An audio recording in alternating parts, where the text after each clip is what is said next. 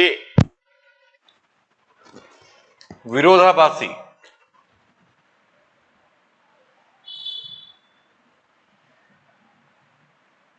દ્વિસંકરણનો પ્રયોગ એટલે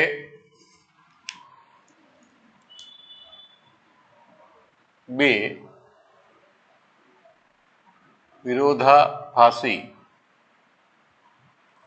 લક્ષણો ના વારસાગમન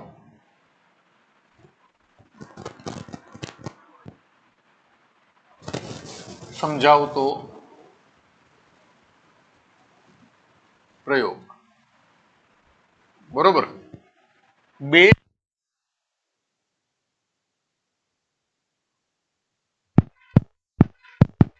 આપણે એમ કહીએ કે વિરોધાભાસી લક્ષણો પણ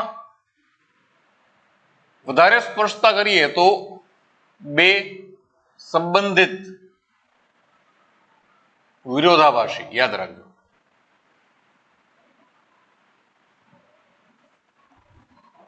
લક્ષણો નું વારસાગમન. બરોબર.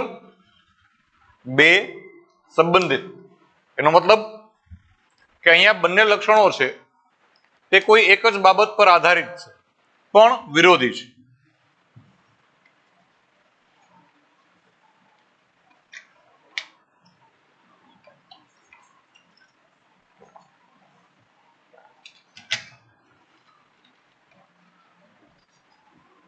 જેમ કે આપણે અહીંયા બીજને અનુસરીને વાત કરવાની છે.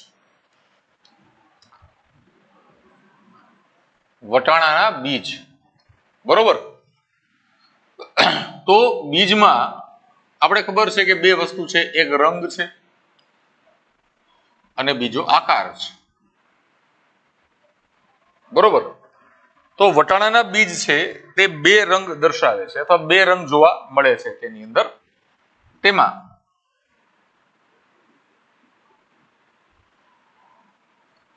પીળા રંગના બીજ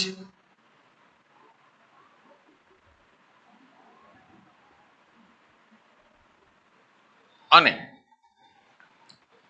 લીલા રંગના બીજ.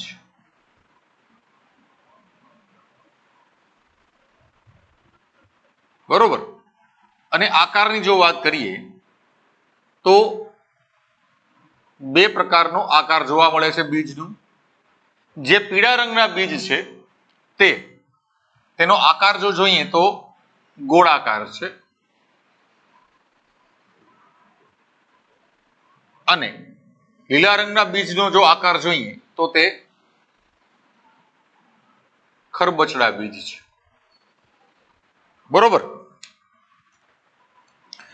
એટલે મેન્ડલે મેં તમને કીધું એમ આપણે જે 7 લક્ષણો લીધા છે, બરોબર, કે ભાઈ પ્રકાંડની લંબાઈ કે ઊંચાઈ, ત્યાર પછી બીજનો રંગ, બીજનો આકાર, પુષ્પનો રંગ, બરોબર, પછી પુષ્પનું સ્થાન, પછી સિંગનો રંગ, સિંગનો આકાર, પુષ્પનું સ્થાન, આ બધા જે લક્ષણો મેન્ડલના અભ્યાસમાં હતા, બરોબર, તે બધા લક્ષણો છે તેનો મેન્ડલે એક સંકરણનો પ્રયોગ તો કરેલો જ છે.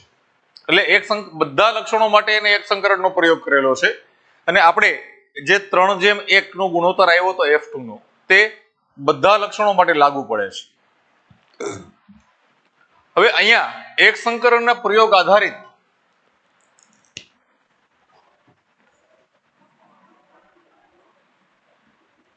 એક સંકરણના પ્રયોગ આધારિત અવલોકનો છે આપણી પાસે. શું અવલોકન છે?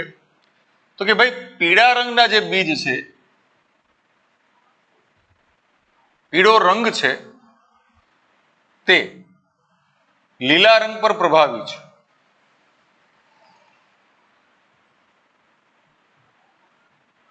બરોબર. અને બીજું અવલોકન છે કે ભાઈ ગોળાકાર છે તે ખરબચડા પર પ્રભાવી છે. બરોબર, આ આપણી પાસે ઓલરેડી એક સંકરણના પ્રયોગ આધારિત માહિતી છે. બરોબર, એટલે જો આપણે આને સંજ્ઞા આપીએ તો પીળા રંગ માટે આપણે યલો કલર કહીએ તો આના માટે આપણે કેપિટલ વાય કહીએ છીએ. અને મેન્ડલના કથન અનુસાર આપણે ખબર છે કે ભાઈ પ્રછંગકારક માટે આપણે તેનો નાનો મૂળાક્ષર છે ઉપયોગમાં લેવો પડે. બરોબર, એવી જ રીતે ગોળાકાર બીજ માટે આપણે કેપિટલ આર સંજ્ઞા છે એ મૂકીએ છીએ અને ખરબચડા બીજ માટે આપણે સ્મોલ આર મૂકીએ છીએ. હવે જનીનો અથવા તો કારકો છે તે જોડીમાં હોય છે એટલે આપણે અહીંયા આ પ્રકારે લખવું પડે. બરોબર, જો આપણે પીળા રંગના બીજ જેનો આકાર ગોળ હતો તેને એક પિતૃ તરીકે લઈએ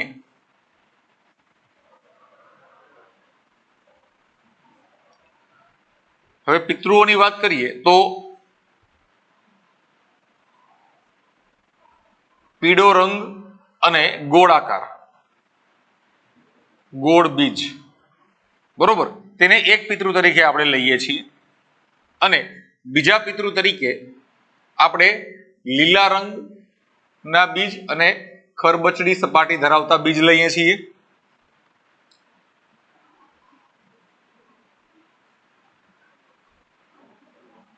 લીલો રંગ અને ખરબચડો આકાર. ઓકે, તો આપણે જનીન બંધારણ આનું આપણે જોઈએ, જીનોટાઇપ જોઈએ તો આનું જીનોટાઇપ કેવું થશે તો કે capital Y capital R capital R. જ્યારે આનું સ્મોલ વાય સ્મોલ આર. બરોબર, આ પિતૃઓનું જનીન બંધારણ થયું મિત્રો. ઓકે, F2 પ્રયોગો એટલે આ પહેલી વાત તો એ છે કે આપણે સૌપ્રથમ એક સાથે બે લક્ષણોનું વારસાગમન સમજવાનો પ્રયત્ન કરીએ છીએ. બરોબર, એક સાથે બે લક્ષણોનું વારસાગમન સમજવાનો આપણે પ્રયત્ન કરીએ છીએ. બરોબર, તે વિરોધાભાસી લક્ષણો પણ કેવા છે? સંબંધિત. હવે તો તમને પ્રશ્ન એવો થાય કે ભાઈ અસંબંધિત લક્ષણો કયા થાય તો કે આપણે એમ કહીએ કે ભાઈ બીજનો આકાર લઈએ આપણે એની સાથે આપણે પ્રકાંડની લંબાઈ લઈએ. બરોબર, તો જો આ પ્રકારનું જનીન બંધારણ થાય કે બીજનો આકાર અને પ્રકાંડની ઊંચાઈ આને આપણે એક પિતૃ તરીકે લઈએ અને બીજા પિતૃ તરીકે આપણે જો આ પ્રકારના છોડ લઈએ. બરોબર, તો આ છે તે અસંબંધિત લક્ષણો થયા.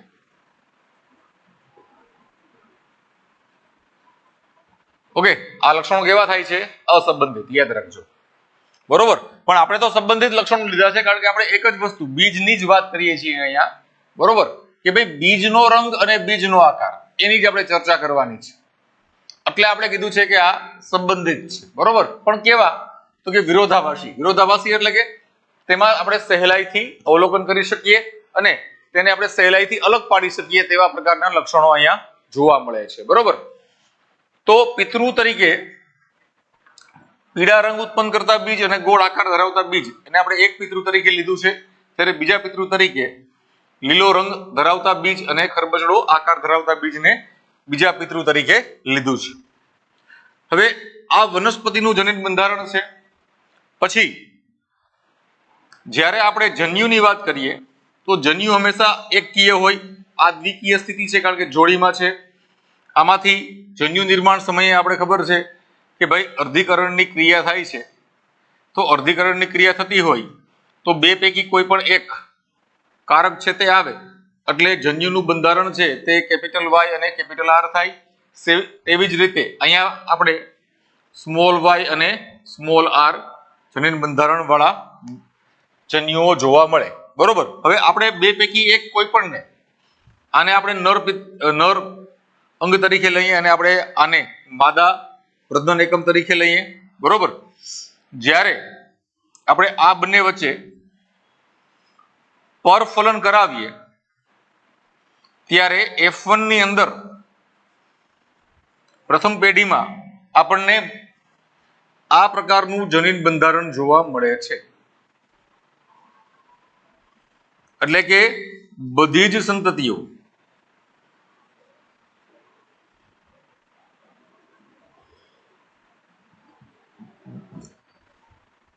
ગોળ આકાર અને પીળો રંગ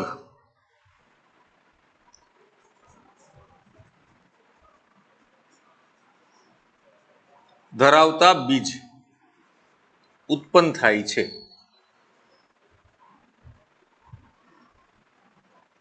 બરોબર. F1 ની અંદર બધી સંતતિઓમાં બીજનો રંગ છે એ પીળો થાય છે અને આકાર છે એ ગોળ થાય છે. બરોબર. એનો મતલબ એવો છે કે આ બંને પ્રભાવી કારકો અથવા તો પ્રભાવી જનીનો છે તે સાબિત થાય છે. બરોબર. હવે ફરી પાછું આપણે મેન્ડલ ચિંધ્યા માર્ગે આગળ વધીએ તો તેની અંદર F1 નું સ્વફલન કરાવવું પડે. હવે F1 નું સ્વફલન કરાવીએ આપણે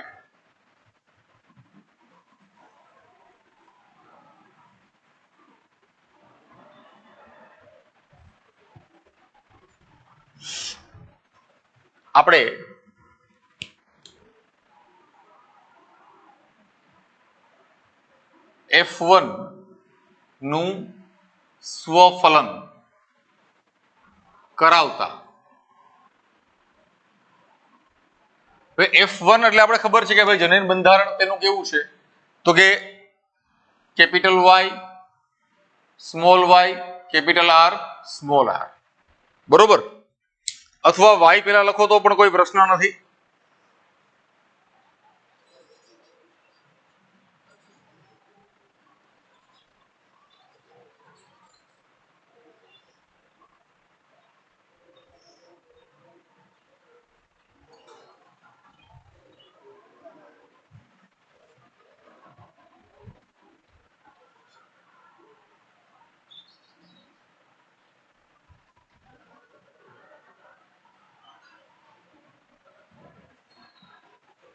આપણે આને આવી રીતે પણ લખી શકીએ છીએ capital R small r capital Y small y અને capital R small r capital Y small y. બરોબર. આવી રીતે પણ લખી શકાય છે, તે કોઈ પ્રશ્ન નથી. ઓકે. અહીંયા પણ આપણે જો આવી રીતે લખ્યું હોય તો એને આપણે R પેલા લખો કે Y પેલા લખો?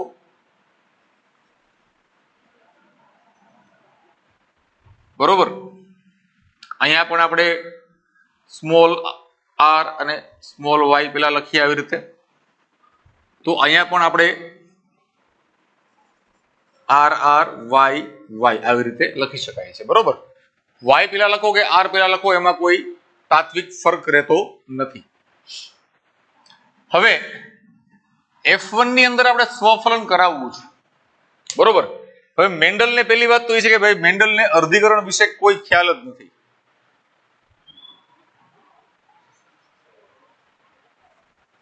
ઓકે. મેન્ડલને અર્ધીકરણ વિશે કોઈ ખ્યાલ હતો નહીં.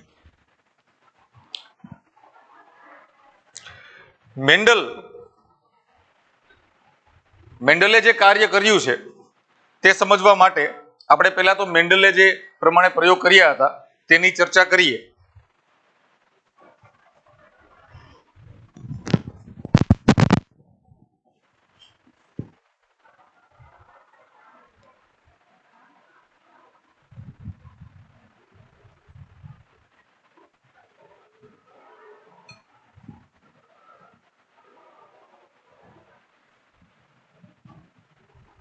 તો અહીંયા આપણે જ્યારે આ તો આપણે કહીએ છીએ કે ભાઈ F1 નું જનીન બંધારણ છે.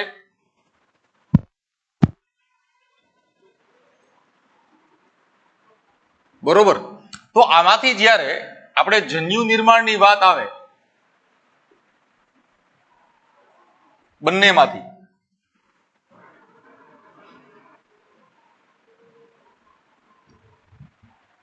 બરોબર ત્યારે કેટલા પ્રકારના જન્યુઓ છે તે ઉત્પન્ન થશે તેની વાત કરીએ.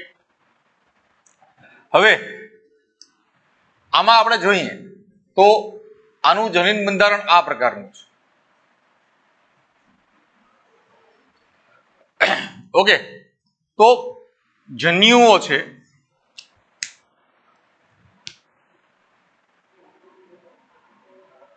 તે કેવા પ્રકારના બનશે અથવા કેટલા પ્રકારના બનશે તે કેવું વધારે યોગ્ય રહેશે?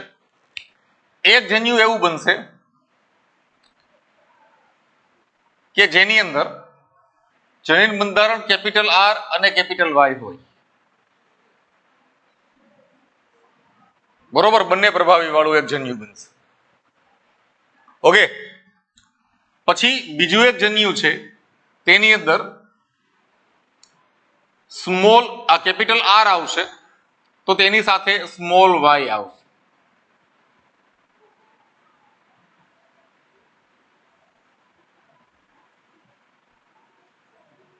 ઓકે, તેવી રીતે આની જો વાત કરીએ સ્મોલ આર ની, તો સૌથી પહેલા આ સ્મોલ આર છે તે કેપિટલ વાય સાથે આવશે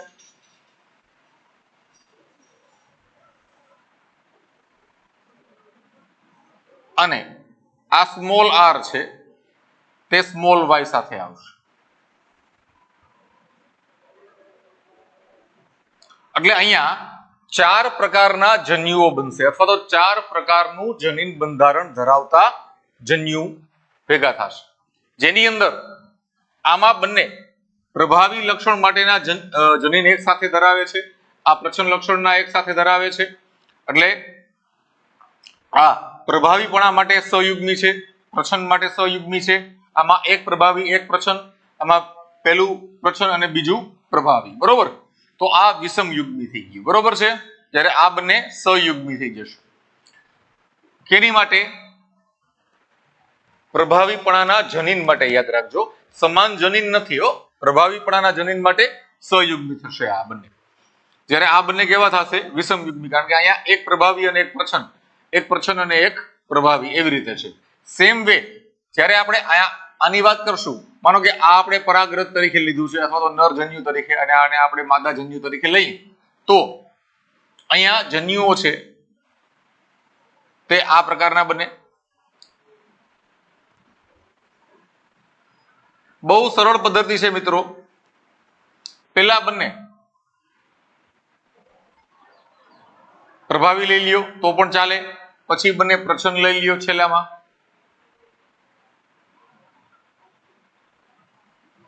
બરોબર, ત્યાર પછી એક પ્રભાવી અને એક પ્રચ્છન્ન. પહેલું પ્રભાવી લ્યો તો બીજું પ્રચ્છન્ન લ્યો, બીજામાં પહેલું પ્રચ્છન્ન લ્યો તો બીજું પ્રભાવી આવે. બરોબર, એટલે આ ચાર પ્રકારની પરાગરજ, ચાર પ્રકારના અંડકો નું 16 પ્રકારે ફલન કરી શકશે. બરોબર, હવે આપણે પન્નેટ સ્ક્વેર દોરીએ તો આપણને તેના જનીન બંધારણ અને સ્વરૂપલક્ષી લક્ષણો વિશેનો ખ્યાલ મળે. એટલે આપણે હવે પન્નેટ સ્ક્વેર દોરશું. અહીંયા આ ખબર પડી ગઈ મિત્રો કે ભાઈ આપણે જન્યુ નિર્માણ કેવી રીતે કરવાનું છે.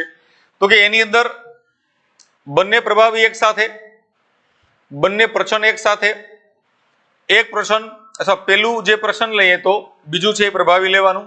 બરોબર, આવી રીતે અને આવી રીતે લેવાનું છે. બરોબર, તો આ પ્રકારે ચાર પ્રકારના જનીન બંધારણ ધરાવતા જન્યુઓ ઉત્પન્ન થશે, જે બીજા ચાર પ્રકારના જન્યુઓનું એકત્ર થઈ અને 16 પ્રકારે ફલનની સંભાવના દર્શાવે છે. આ સમજાય છે બધાને મિત્રો?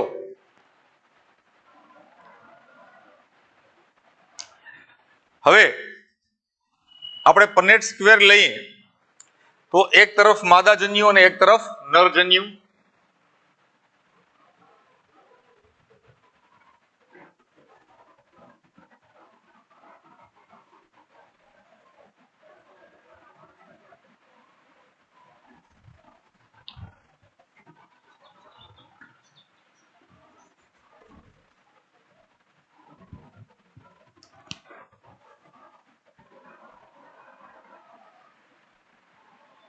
જો આ પન્નેટ સ્ક્વેર આપણે દોરીએ છીએ, આપણે તેને આવી રીતે પણ દોરી શકીએ છીએ. આપણે અહીંયા ચોરસમાં બતાવીએ છીએ.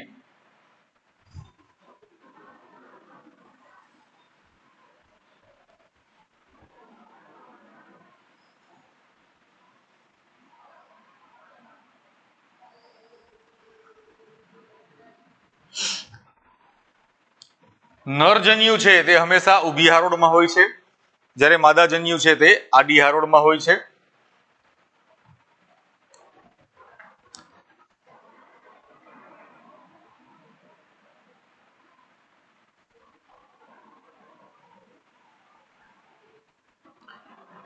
અહીંયા આપણે જન્યુઓ છે તે દર્શાવવાના છે.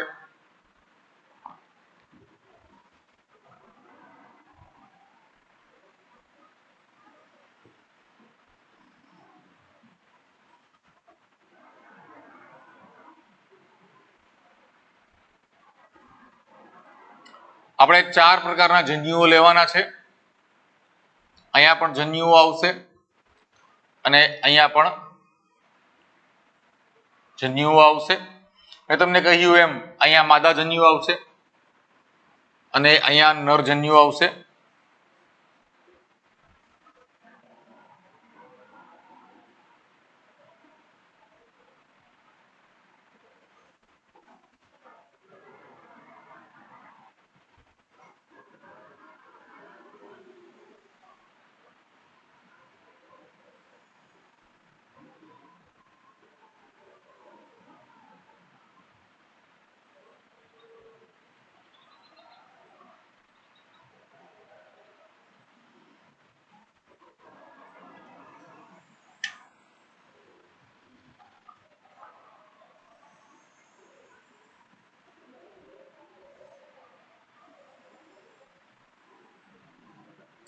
બરોબર, તો આપણું પનેટ ચતુષ્ક તૈયાર થઈ ગયું છે. હવે આપણે જન્યુઓ તેની અંદર ગોઠવશું.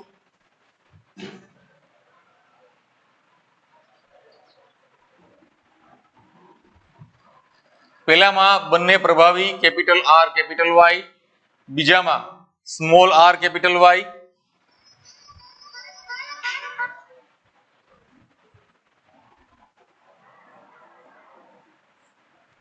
ત્રીજામાં કેપિટલ આર સ્મોલ વાય અને ચોથામાં small r small y. Same way અહીંયા પણ તે જ પ્રકારનું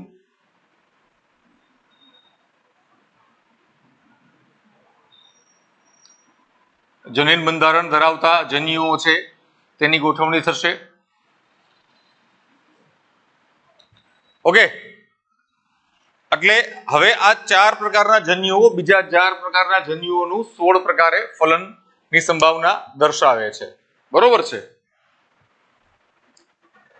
હવે આપણે ફલનની સંભાવનાઓ જોઈએ અને આની અંદર જે વસ્તુ આવશે તે સૌથી પહેલા તો ફલિતાંડનું જનીન બંધારણ. ફલિતાંડ છે એમાંથી ભ્રૂણ વિકાસ થશે, પછી બીજ વિકાસ થશે. બરોબર, આ બીજ છે તે પરિપક્વ થાય, એને વાવીએ ત્યારે જે સંતતિઓ ઉત્પન્ન થાય તેના લક્ષણો આની અંદર આપણે લખવાના છે. એટલે આપણે અહીંયા જીનોટાઇપ અને ફિનોટાઇપ બંને પ્રકારના ઘટકોનો સમાવેશ કરશું, જે આપણે હંમેશા પનેટ સ્ક્વેરમાં કરતા આવ્યા છીએ.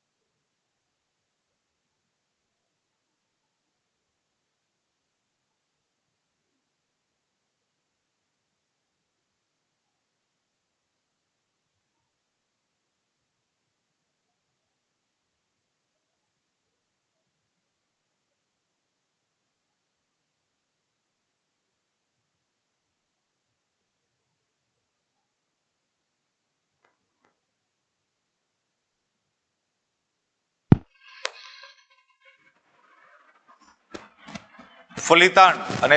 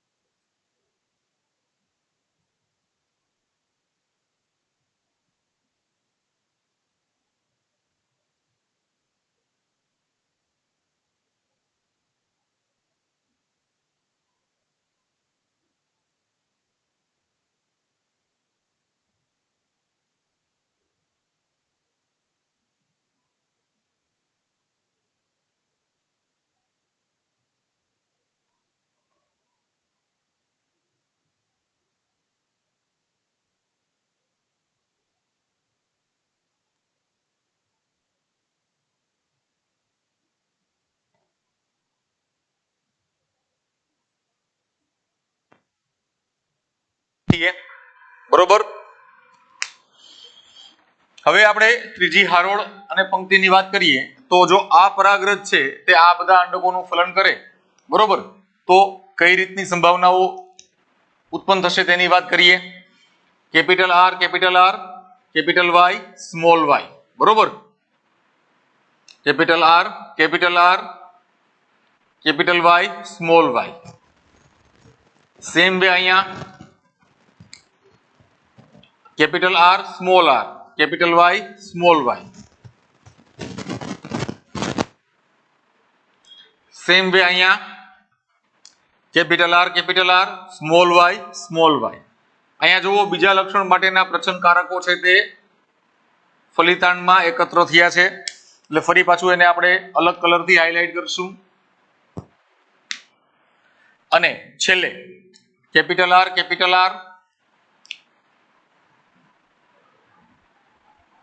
Small R, capital R, small Y.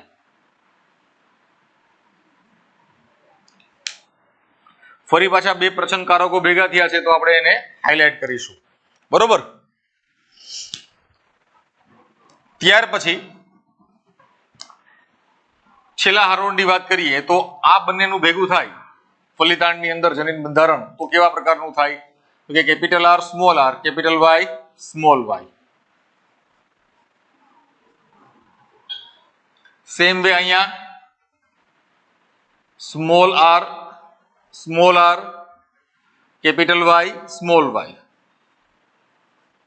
Okay, ફરી પાછા અહીંયા બે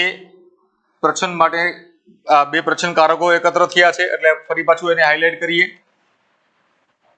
બરોબર. સેમ વે અહીંયા કેપિટલ આર, સ્મોલ વાય.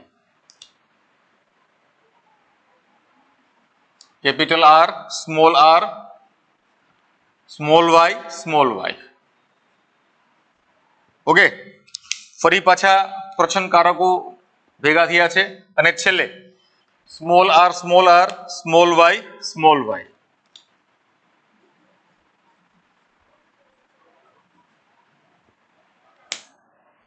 આ બંને ભેગા થયા છે એટલે બંને નીચે હાઇલાઇટ કરીશું.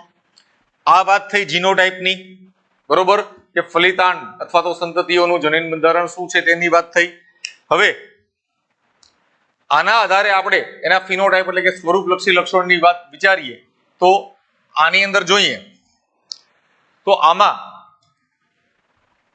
રંગ છે, સોરી, આકાર છે કેવો આવશે તો કે ગોળ, રંગ કેવો આવશે? પીળો, બરોબર.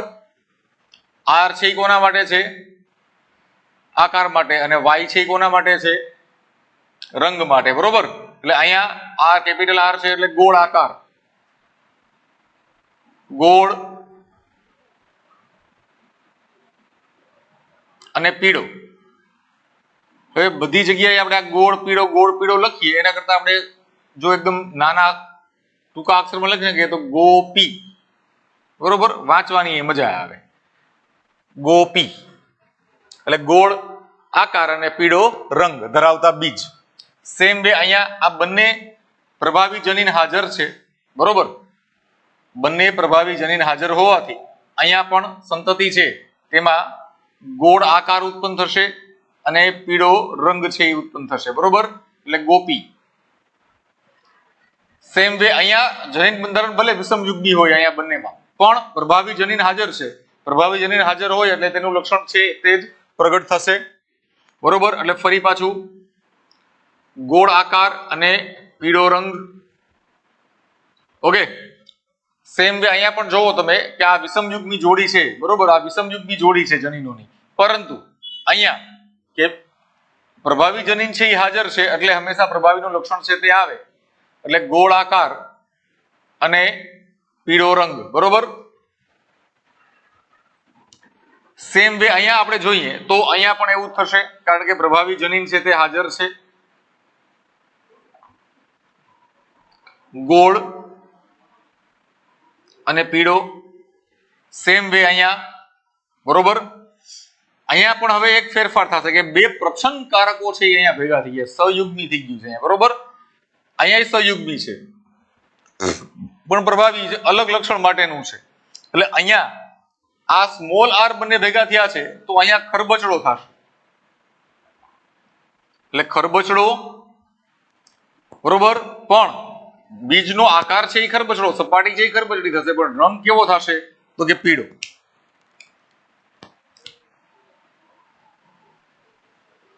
ખરબચડો અને પીળો, ખપી, બરોબર. સેમ હવે અહીંયા જોઈએ તો અહીંયા ફરી પાછા બંને પ્રભાવી કારકો છે તે હાજર છે, એટલે ગોળ અને પીળો, બરોબર. સેમ વે અહીંયા આની જેવું જ જોવા મળે છે બંધારણ, પણ અહીંયા વિષમ યુગ્મી છે છતાં પ્રભાવી જનીન છે તે હાજર છે એટલે તેનું લક્ષણ તો તે જ આવશે.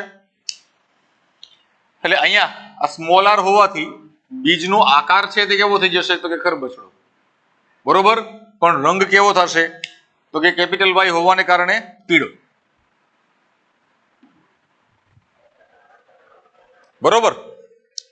હવે અહીંયા આપણે જોઈએ તો અહીંયા તો પ્રભાવી જનીન હાજર જ છે, બરોબર. આની અંદર કેપિટલ બે માંથી કોઈ પણ એક કેપિટલ આર આવે એટલે આકાર છે એ ગોળ જ થાય. અહીંયા કેપિટલ વાય હાજર હોય તો રંગ છે એ પીળો થશે, બરોબર. એટલે ગોળ પીળો. સેમ વે અહીંયા પણ જુઓ તો આ જનીન બંધારણ છે તે અલગ પ્રકારનું છે, વિષમ યુગ્મી છે બંને, પણ પ્રભાવી જનીન હાજર છે એટલે ગોળ પીળો. હવે અહીંયા તમે જોવો તો અહીંયા આ પ્રભાવી કારકોની જોડી છે, જ્યારે અહીંયા આ પ્રચ્છન્ન કારકોની જોડી છે તે એકત્ર થઈ છે, બરોબર. તો અહીંયા આકાર છે તે ગોળ થશે પણ રંગ છે એ કેવો થઈ જશે લીલો, કારણ કે સ્મોલ વાય છે એ આવી ગયું છે, બરોબર. એટલે આકાર છે તે ગોળ,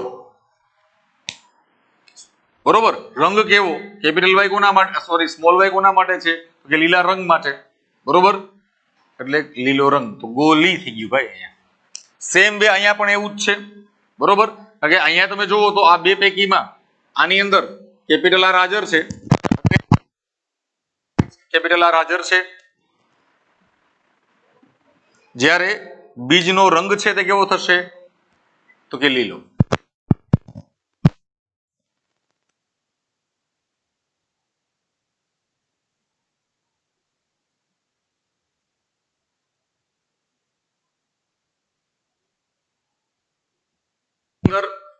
ગોળ આકારનું બીજ અને પીળા રંગનું બીજ થશે.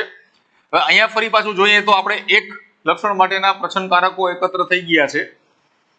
તો અહીંયા આપણે કીધું હતું કે ભાઈ સ્મોલ આર બંને ભેગા થાય તો ખરબચડો આકાર થઈ જાય છે, એટલે ખરબચડો આકાર પણ કેપિટલ વાય હાજર હોવાથી રંગ કેવો આવશે તો કે પીળું, બરોબર. સેમ વે અહીંયા જો આપણે વાત કરીએ તો અહીંયા જે આર ની જોડી છે તેમાં એક કેપિટલ આર હાજર છે, જ્યારે અહીંયા બંને સ્મોલ વાય હાજર છે, બરોબર. તો અહીંયા કેપિટલ આર એક હાજર હોવાથી આકાર કેવો થઈ જશે ગોળ,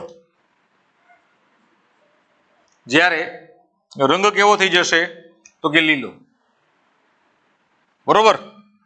જ્યારે અહીંયા તમે જોવો તો બંને જનીન આ બંને લક્ષણો માટેના જે જનીનો છે તે પ્રચ્છન્ન છે અને જોડીમાં હાજર છે, ગર્ભાવી જનીન એક પણ નથી. બરોબર, તો અહીંયા આ કેવું થશે તો કે આનો આકાર કેવો હશે? આર છે કોના માટે છે? આકાર માટે, અને વાય છે કેના માટે છે? રંગ માટે છે. બરોબર, તો આનો આકાર છે તે ખરબચડો અને રંગ કેવો થઈ જશે? લીલો. બરોબર, આ પ્રકારનું વાત આવશે. એટલે પેલું જે હારોળ છે તે જીનોટાઈપ એટલે કે જનીન બંધારણ ધરાવે છે, અને બીજું જે આપણે લક્ષણ લખ્યું તે સ્વરૂપલક્ષી લક્ષણ છે તે જોવા મળશે. બરોબર, એટલે આ જીનોટાઈપ. ઓકે, ત્યારે આ ફિનોટાઈપ.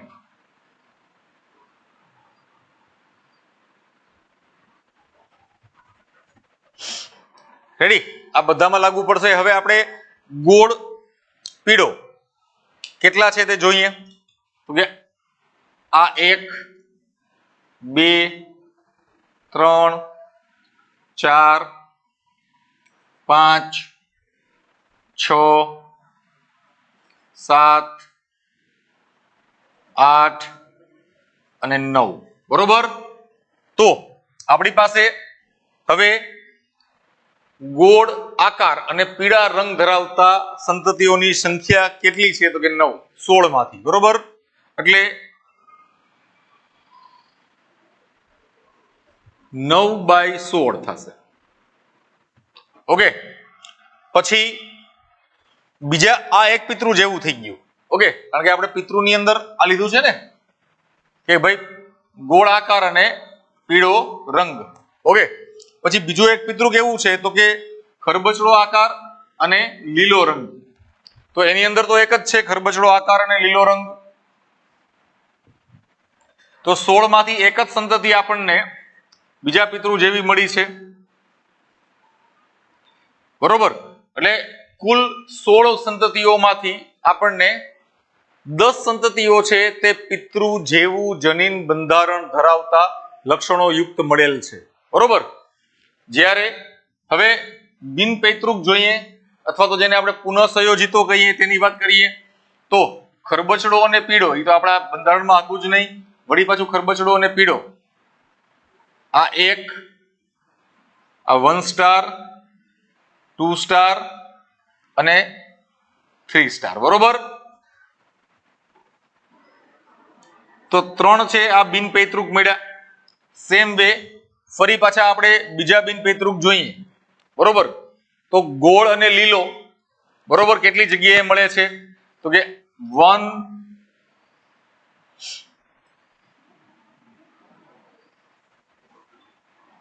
2 and 3. બરોબર, આ 3 આપણને બિનપૈતૃક મળે છે. તો આપણો જે ગુણોત્તર થાય છે તે 9 3 3 1. આ F2 નો ગુણોત્તરની વાત કરી. બરોબર, જે સ્વરૂપલક્ષી ગુણોત્તર છે ફિનોટાઇપિક, આ 9:3:3:1. બરોબર, આ આપણને મળશે.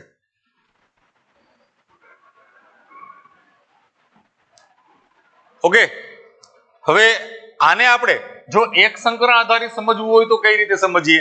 તો કે એક સંકરણમાં આપણને ખબર છે કે એક સંકરણનો જો ગુણોત્તર હોય તો એ હંમેશા F2 નો 3:1 હોય. સેમ વે બીજાનો પણ 3:1 થાય, કારણ કે બે લક્ષણની વાત છે, એક રંગ માટે અને એક આકાર માટે. બરોબર, હવે આનો આપણે જો ચોકડી ગુણાકાર કરીએ તો 3 તેરી 9, 3 એકુ 3, 3 એકુ 3 અને 1 એકુ 1. બરોબર, તો પણ આપણને આ 9 3 3 1 છે પ્રાપ્ત થાય છે. બરોબર, હવે જો જનીન બંધારણની વાત કરીએ, ઓકે, એટલે કે જીનોટાઇપની વાત કરીએ તો આપણે ખબર છે ભાઈ જીનોટાઇપિક રેશિયો કયો હતો? તો એની અંદર 1:2:1 અને 1:2:1 આવે. બરોબર, તો આનો ચોકડી ગુણાકાર મિત્રો કરજો, જોઈએ કઈ રીતે થાય છે, અને જીનોટાઇપિક બને રેશિયો જણાવજો, જોઈએ કેવી રીતે જોવા મળે એ તમારું વર્ક છે. ભાઈ તમને એક ચોકડી ગુણાકાર કેવી રીતે કરવો તે આપણે કીધું છે. તેની અંદર પેલા આ બેનું કરવાનું, પછી આનું આની સાથે, આનું આની સાથે, આનું આની સાથે, આનું આની સાથે, આનું આની સાથે અને આનું આની સાથે, તે રીતે થશે. બરોબર? તે તમારે કેલ્ક્યુલેટ કરીને મને કહેવાનું છે રેશિયો કેટલો આવે છે. અહીંયા આપણે આ જે રેશિયો મળશે તે જીનોટાઇપિક અથવા તો જીનોટાઇપ રેશિયો મળશે. જનીન બંધારણનો ગુણોત્તર છે એ પ્રાપ્ત થશે. બરોબર? એટલે આ આપણે જીનો F1 F2 નો જીનોટાઇપ લીધો છે. અહીંયા આપણે આ ફિનોટાઇપ એટલે કે સ્વરૂપલક્ષી ગુણોત્તર લીધો છે. બરોબર? તો અચ્છા, આ પ્રયોગની ફલશ્રુતિ શું થશે? તો કે આ પ્રયોગ ઉપરથી મેન્ડલે એવું કીધું કે જ્યારે બે જુદા જુદા લક્ષણ ને નિયંત્રિત કરતા કારકો નો એક સાથે અભ્યાસ કરવામાં આવે ત્યારે F1 ની અંદર તો બધી સંતતિઓ છે તે બે પૈકી એક જ પિતૃ જેવી મળે છે. બીજા પિતૃના લક્ષણ છે તે જોવા મળતા નથી. પણ જ્યારે F2 ની અંદર આવશે ત્યારે F2 ની અંદર આનું જે વિશ્લેષણ થાય છે તે આ પ્રકારે થાય છે. એટલે કે રંગ નું નિયંત્રણ કરતા જનીનો છે તે આકાર નું નિયંત્રણ કરતા જનીનોથી મુક્ત રીતે, સ્વતંત્ર રીતે, બરોબર, વિશ્લેષણ પામે છે. એટલે આપણે આ જે નિયમ છે તેને કહીએ છીએ મુક્ત વિશ્લેષણનો નિયમ. બરોબર? એટલે કે એક લક્ષણનું નિયંત્રણ કરતા જનીનો બીજા લક્ષણનું નિયંત્રણ કરતા જનીનોથી જન્યુ નિર્માણ સમયે F2 પેઢીમાં સ્વતંત્ર રીતે વિશ્લેષણ પામે છે. એટલે અહીંયા તમે જોવો ને, આ બિનપૈતૃક એટલે જ મળ્યા ને કે બિનપૈતૃક છે એની અંદર અહીંયા આપણે એમ કહીએ કે ભાઈ પીળો આકાર હોય, બરોબર, સોરી, પીળો રંગ હોય તો ગોળ આકાર હોવું જોઈએ. પણ અહીંયા તો આપણે શું મળ્યું? તો કે ભાઈ અહીંયા આપણને આકાર છે તેના બંને જનીન છે તે કેવા મળ્યા છે? પ્રછન. એટલે બંને પ્રછન જનીન છે તે એક જન્યુની અંદર દાખલ થાય છે, જ્યારે બંને પ્રભાવી જનીન છે તે જન્યુમાં દાખલ થાય છે. એટલે અહીંયા જે રંગ માટેનું જનીન છે તે આકાર માટેના જનીનથી મુક્ત છે. બરોબર? એકબીજા સાથે જોડાયેલા નથી. બરોબર? એટલે તે કે સંલગ્નતા દર્શાવતા નથી. એક સાથે રહેવાની સંભાવના જે છે, એક સાથે રહેવાની જે વૃત્તિ છે તેને આપણે સંલગ્નતા કહીએ છીએ. તો સંલગ્નતા દર્શાવતા નથી. પણ જ્યારે જન્યુ નિર્માણ થાય ત્યારે આ જનીનો અથવા તો કારકો છે તે એકબીજાથી સ્વતંત્ર રીતે વિશ્લેષણ પામે છે, મુક્ત રીતે વિશ્લેષણ પામે છે. એટલે આ દ્વિસંકરણ આધારિત જે નિયમ મેન્ડલે આપ્યો તેને આપણે મુક્ત વિશ્લેષણનો નિયમ, law of independent assortment of genes, બરોબર, જનીનોના મુક્ત વિશ્લેષણના નિયમ તરીકે ઓળખીએ છીએ. બરોબર? તો એક સંકરણ આધારિત જે પ્રયોગ હતો તેની ઉપરથી આપણે બે નિયમો છે તે લીધા હતા, અથવા મેન્ડલે બે તારણો આપ્યા હતા. એક પ્રભુતા અને બીજું વિશ્લેષણ. બરોબર? પહેલું હતું પ્રભુતાનું કે ભાઈ એક જોડી જનીન હોય તો જો એ વિષમ સહયુગ્મી હોય તો કોઈ પ્રશ્ન જ નથી. પણ જો વિષમ યુગ્મી હોય ત્યારે બે પૈકી એક જનીન છે તે પ્રભાવી હોય છે, જ્યારે બીજું તેની જોડીનું હોય તે હંમેશા પ્રછન હોય છે. તો પ્રભાવી કોને કીધું? કે પ્રભાવી છે તે સહયુગ્મી સ્થિતિ કે વિષમ યુગ્મી સ્થિતિમાં અભિવ્યક્તિ પામે, એટલે કે પોતાનું લક્ષણ આપે, તેને આપણે પ્રભાવી જનીન કીધું હતું. જ્યારે પ્રછન જનીન કેવું કીધું? તો કે જે માત્ર સહયુગ્મી સ્થિતિમાં જ પોતાના લક્ષણની અભિવ્યક્તિ આપે તેને આપણે પ્રછન કીધું હતું. બરોબર? જ્યારે બીજો જે નિયમ હતો તે વિશ્લેષણનો નિયમ હતો, લો ઓફ સેગ્રીગેશન હતો, અથવા તેને આપણે જન્યુની શુદ્ધતાનો નિયમ કીધો હતો કે જન્યુ નિર્માણ સમયે, બરોબર, બે જનીનો પૈકી કોઈ પણ એક જ જનીન છે તે જે તે જન્યુમાં પ્રવેશે છે. કયા જન્યુમાં પ્રવેશે છે તે જનીન નક્કી કરશે. બરોબર? કેની અંદર દાખલ થવું તે.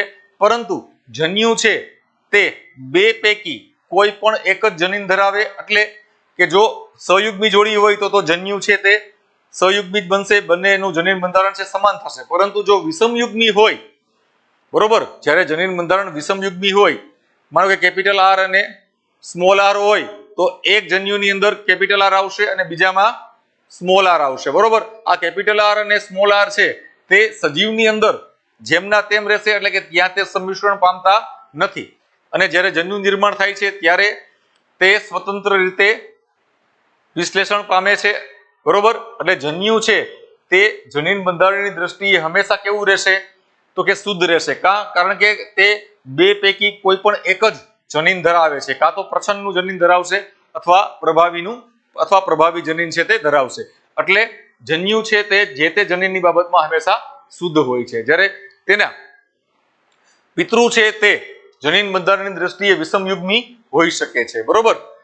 તો અહીંયા આપણે જ્યારે આ 9-3-3-1 ગુણોત્તરની વાત આવી ત્યારે આપણે એમ કીધું કે અહીંયા રંગનું નિયંત્રણ કરતા જનીનો છે તે આકારનું નિયંત્રણ કરતા જનીનોથી જન્યુ નિર્માણ સમયે જ્યારે અહીંયા જન્યુ નિર્માણ થયું F1 નું જ્યારે આપણે આ જન્યુ નિર્માણની વાત આવી ત્યારે પીળા રંગ માટેના જનીનો છે, બરોબર, તે લીલા રંગ માટેના જનીનોથી મુક્ત રીતે વિશ્લેષણ પામે છે અથવા તો મુક્ત રીતે છૂટા પડે છે. તેવી જ રીતે આકાર માટેના જનીનો છે તે પણ મુક્ત રીતે વિશ્લેષણ પામે છે. બરોબર. એટલે એક જનીન છે તે બીજા જનીનથી જ્યારે જન્યુ નિર્માણ થાય ત્યારે સ્વતંત્ર રીતે મુક્ત રીતે વિશ્લેષણ પામે છે. બરોબર. તો આ આપણે વાત કરી આજે કે ભાઈ દ્વિસંકરણ એટલે કે એક સાથે બે લક્ષણનું વારસાગમન જ્યારે સમજતા હોય ત્યારે એક લક્ષણનું નિયમન કરતા જનીનો બીજા લક્ષણનું નિયમન કરતા જનીનોથી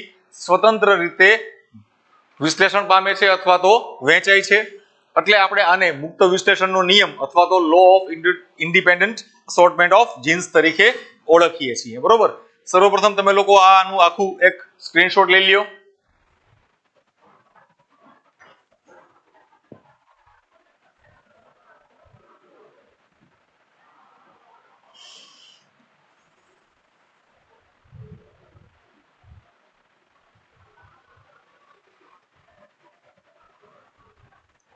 ટેક્સ્ટ બુક માંથી બરોબર વાંચી લેજો બધા.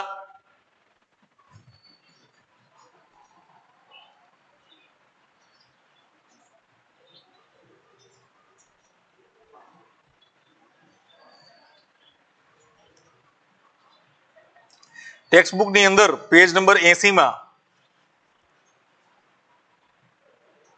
જે કોષ્ટક આપેલું છે, બરોબર, નીચે જીનોટાઇપ ફાઉન્ડ ઇન F2 એટલે કે જનીન બંધારણ, F2 નું જનીન બંધારણ અને F2 નું સ્વરૂપલક્ષી બંધારણ. તો સ્વરૂપલક્ષીમાં તો આપણે ખબર છે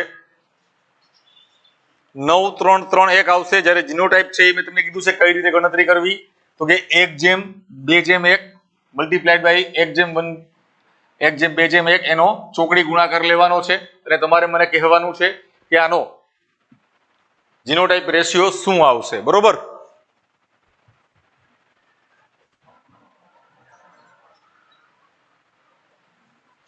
જવાબ મળી ગયો બધાને?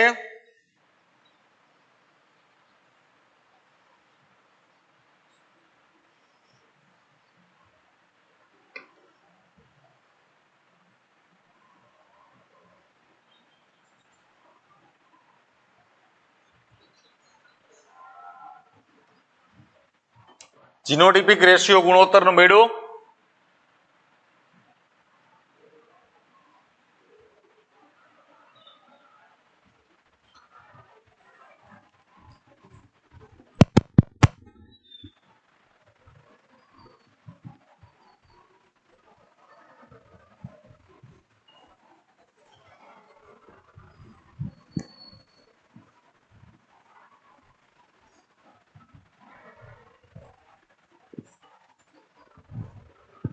જો સ્વરૂપલક્ષી વાત જ્યારે આવે, બરોબર,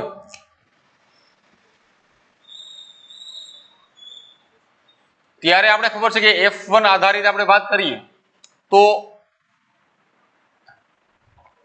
સોરી F2 ના આધારે આપણે ખબર છે આ છે. બરોબર. તો આનું મેં તમને શીખવાડ્યું 9-3-3-1. બરોબર. જ્યારે જીનોટાઇપ આવે મિત્રો આ યાદ છે આપણે 1:2:1 કઈ રીતે મેળવ્યું હતું? આ આપણને કસોટી સંકરણ માંથી મળેલ છે, યાદ રાખજો. આ કસોટી સંકરણ માંથી મળેલ છે. બરોબર. Same way 1:2:1. હવે આનો ચોકડી ગુણાકાર કરવો જોઈએ.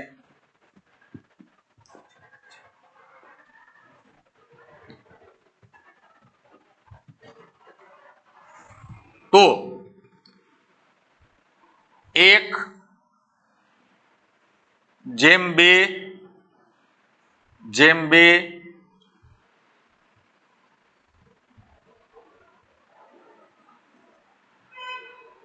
જેમ 4 બરોબર 1 જેમ 2 જેમ 2 જેમ 4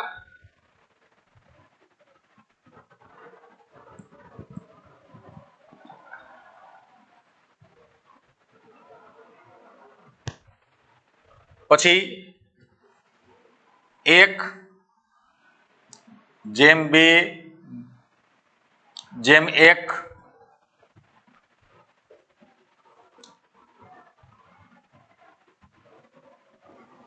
જેમ 2 જેમ 1 બરોબર આ આપણને તેનો જનીન બંધારણીય ગુણોત્તર છે એ પ્રાપ્ત થાય છે. હવે આ ગણવો જોઈએ 2 ને 1 3 3 ને 2 5 5 ને 4 9 બરોબર 9 ને 1 10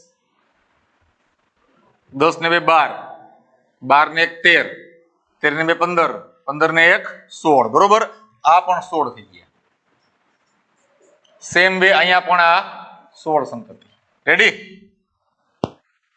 આ પ્રકારે તેનો ફિનોટાઇપિક અને જીનોટાઇપિક રેશિયો છે તે જોવા મળશે બરોબર.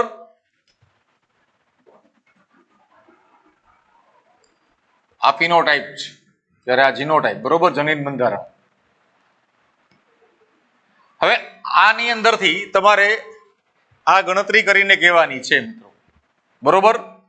એ તમારું વર્ક છે.